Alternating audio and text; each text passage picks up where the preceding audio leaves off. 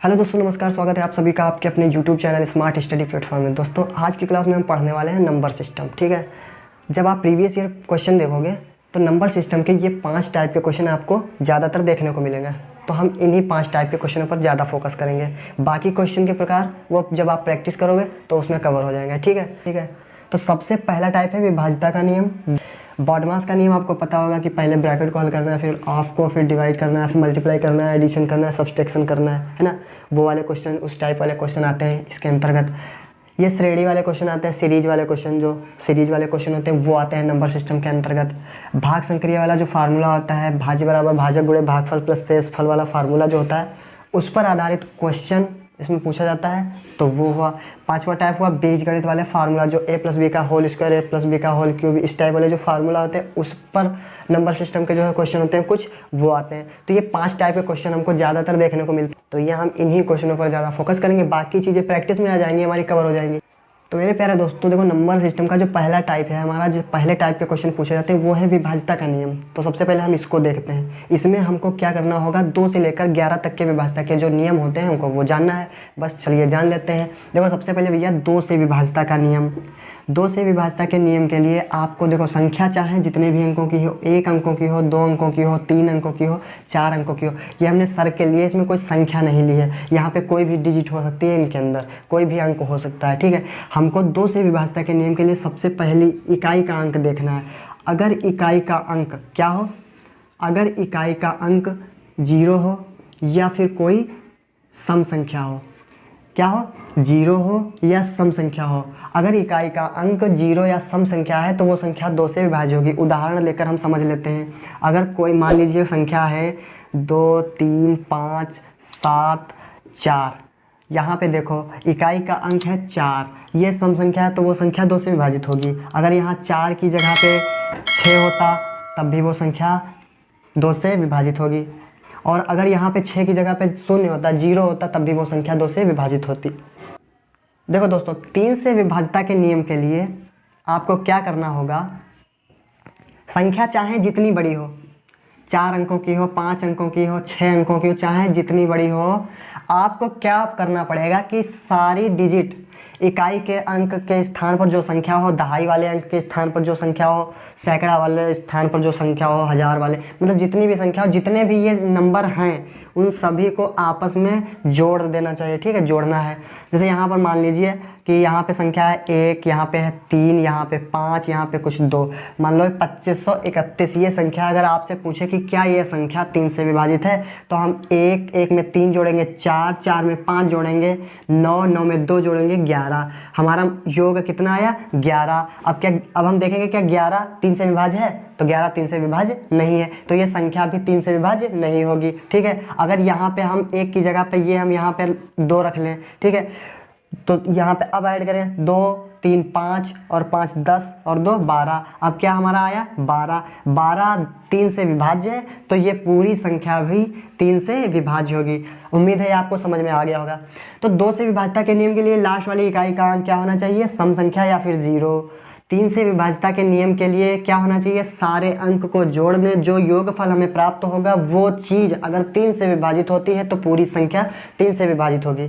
ठीक है, अब इसी प्रकार से 3 से विभाज्यता के नियम के जैसा होता है 9 से विभाज्यता का नियम। बिल्कुल कुछ नहीं करना, 9 से विभाज्यता का नियम भी बिल्कुल सेम 3 की तरीके से है। उसमें भी सारी संख्याओं को जोड़ देना चाहिए और अगर वो जो योग प्राप्त हो, अगर वो 9 से विभाज्य है तो संख्या 9 से विभाज्य होगी पूरी संख्या। ठीक है, तो 2 से विभाज्यता का नियम हो गया, 3 से विभाज्यता का नियम हो गया, 9 से विभाज्यता का नियम होगा। अब हम देखते हैं 4 से विभाज्यता का नियम। प्यारे दोस्तों, 4 से विभाज्यता का नियम के लिए संख्या चाहे जितनी भी अंकों की हो, 2 अंकों की हो, 3 अंकों की हो, 4 अंकों की हो या 5 अंकों की हो, लास्ट की हमें 2 डिजिट देखना है, इकाई का अंक और दहाई का अंक। अगर इकाई का अंक और दहाई के अंक से मिलकर बनी संख्या 4 से विभाजित है तो समझ लो पूरी संख्या 4 से विभाजित होगी। जैसे यहाँ पर हम मान लेते हैं 16 है, वो 16 4 से विभाजित है तो ये पूरी संख्या 4 से विभाजित। यहाँ पे कोई भी संख्या हो, 2 हो, 3 हो या कुछ भी कोई भी चीज़ हो, अगर ये लास्ट वाले इकाई और दहाई के अंकों से मिलकर बनी संख्या अगर 4 से विभाजित है तो पूरी संख्या 4 से विभाजित हो जाएगी। ठीक है, अब हम बिल्कुल इससे मिलता जुलता 8 से विभाजित देख लेते हैं। देखो इसमें भी संख्या चाहे जितने भी अंकों की हो, लास्ट की 3 डिजिट अगर 8 से विभाजित है तो पूरी संख्या 8 से विभाजित होगी।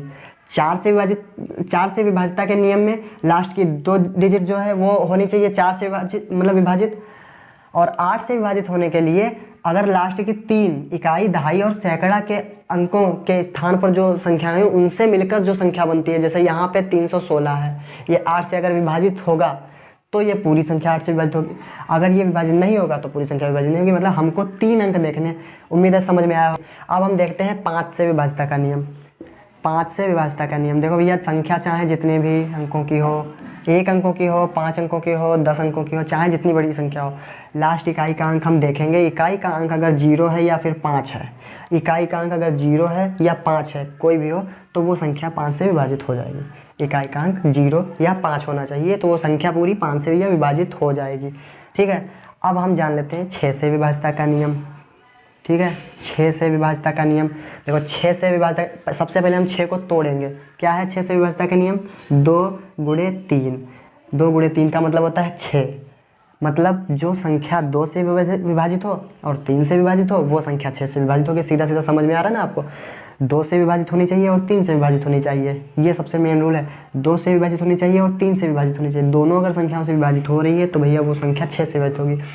अब हम जानेंगे, देखो कितनी भी बड़ी संख्या हो, 1 अंकों की हो, 2 अंकों की संख्या हो, 3 अंकों की संख्या हो, चाहे 4 अंकों की संख्या हो, लास्ट इकाई का अंक अगर 0 हो या सम संख्या हो, यहाँ पर सबसे पहले हमको देखना है इकाई का अंक अगर 0 है या सम संख्या है तो वो संख्या 2 से विभाजित होगी। ठीक है, पहला वाला कंप्लीट पता चल गया कि लास्ट में सम संख्या या 0 होना चाहिए, तो 2 से विभाजित हो गई। अब इन सभी संख्याओं को हम जोड़ लेंगे, यहाँ पे जो जो संख्या होंगी उन सभी को जोड़ लेंगे। जोड़ने पर जो संख्या प्राप्त होगी, अगर वो संख्या 3 से विभाजित है तो समझ लो वो संख्या 3 से विभाजित होगी। भाई यहाँ पे 0 और सम संख्या थी तो वो 2 से विभाजित हो गई, इनका योग जो प्राप्त हुआ वो 3 से विभाजित हो गया तो वो 3 से विभाजित हो गई। जब ये दोनों शर्तें पूरी कर दे ये संख्या, तो वो समझ लो भैया 6 से विभाजित होगी। ठीक है, ये होगा 6 से विभाजितता का नियम। अब हम जानेंगे भैया 7 से विभाजितता का नियम। दोस्तों अब हम जान लेते हैं 7 से विभाजितता का नियम। 7 से विभाजितता के नियम के लिए हमें क्या करना होगा, जितने भी अंकों की संख्या हो उसमें से लास्ट वाली डिजिट का दुगना करके शेष बची हुई संख्या से माइनस करना है। उदाहरण लेकर हम समझते हैं, तब समझ में आएगा। उदाहरण हम लेते हैं जैसे 882। उदाहरण हमने क्या लिया? 882। मतलब हमें करना क्या है, जो संख्या होगी उसके इकाई के अंक को 2 गुना करके शेष जो बची संख्या है उससे माइनस करना है। फिर जो हमें संख्या प्राप्त होगी, अगर वो संख्या 7 से विभाजित होगी तो पूरी संख्या 7 से विभाजित हो जाएगी। ठीक है, अब हम जान लेते हैं 11 से विभाजितता का नियम। 11 से विभाजितता के नियम के लिए ये देखो, जितने अंकों की संख्या दी होगी, 1 अंकों की हो, 2 अंकों की हो, 3 अंकों की हो, 4 अंकों की हो या 5 अंकों की, जितने अंकों की संख्या दी होगी उसमें से विषम स्थानों के अंकों का योग और सम स्थानों के अंकों का योग का अंतर निकालना है। विषम स्थानों के अंकों का योग से सम अंकों के स्थानों का योग माइनस करना है, जो बड़ा हो, मतलब अंतर निकालना है। विषम स्थानों के अंकों का योग और सम स्थानों के अंकों के योग का अंतर जो प्राप्त होगा, अगर वो संख्या 11 से विभाजित होगी तो पूरी संख्या 11 से विभाजित होगी। मतलब वो जो संख्या प्राप्त हो या तो वो 0 हो जाए या 11 से विभाजित हो, तो वो संख्या 11 से विभाजित होगी। तो ये हमने एक संख्या ली, इसमें देखो विषम स्थानों के अंकों का योग 5 और 2 7 और 3 10, और सम स्थानों के अंकों का योग 4 और 4 12, 12 9 21। और अंतर निकालने के लिए जो संख्या बड़ी होती है उससे घटाना होता है। तो हम 21 से 10 माइनस करेंगे तो क्या बचेगा? 11।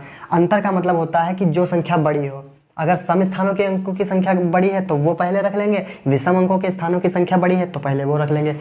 विषम अंकों के स्थानों का योग और सम स्थानों के अंकों के योग का अंतर 11 प्राप्त हुआ। 5 2 7 और 3 10, 4 और 4 12 और 9 21। 21 में से 10 गया 11, तो हमें अंकों के योग का अंतर कितना प्राप्त हुआ? 11। 11 से विभाज्य, तो ये पूरी संख्या भी 11 से विभाज्य होगी।